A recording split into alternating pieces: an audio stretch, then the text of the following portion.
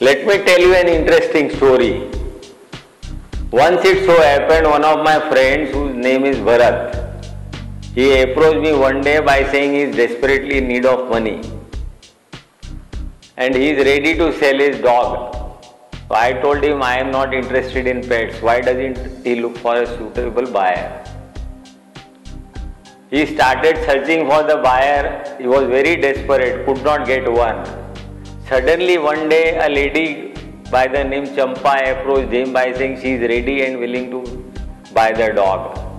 So she inquired about the price. Bharat told her that he is ready to sell the dog for a very cheap price of only rupees 1000. She agreed to buy that dog for 1000 rupees. But she said that she cannot afford to keep two pets at home. She is having a cat and Bharat must buy that cat for 200 rupees. Bharat started wondering as to what is to be done about this proposal.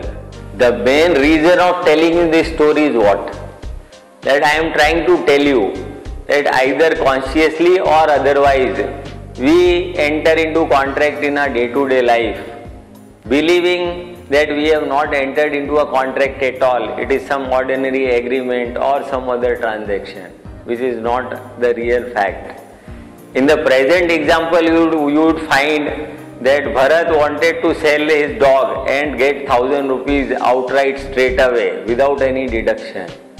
But here you would find that Champa has put an artificial condition over there that if Bharat wants to sell the dog, then in that case Bharat has to compulsorily buy Champa's cat. And law, as far as legal position is concerned, does not permit this. Law says whenever a proposal is accepted, it must be accepted in totality, that too without any conditions at all. If anybody puts any condition while accepting a proposal, it will never result into a legally valid contract. The term proposal is defined in section 2A of the Indian Contract Act 1872, which says when one person signifies to another his willingness to do or to abstain from doing anything with a view to obtaining assent of that other to such or act or abstinence, he is said to make a proposal. Now in this definition, probably two words may be bothering you. One being the word signify. Now let me clarify to you by way of an example that two college going students, one being a boy and other being a girl, they meet at a bus stop frequently every day. Boy smiles at the girl. Girl also smiles at the boy. What does it indicate?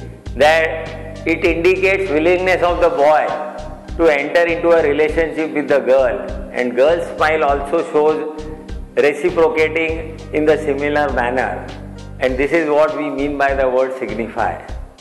The other word which bothers you is the word abstinence.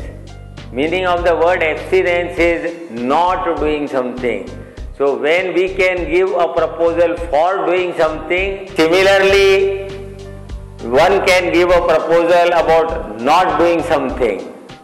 Let us take an example that A tells B, if you do not sell your car, I will give you 1000 rupees.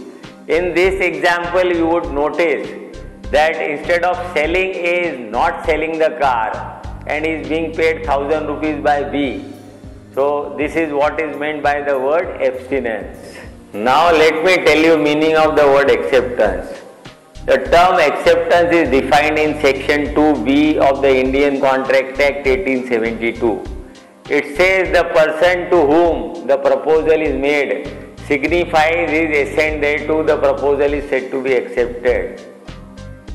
And proposal when accepted becomes a promise. So you would find that this small two-line definition gives you meaning of two words. One is acceptance, the other is promise.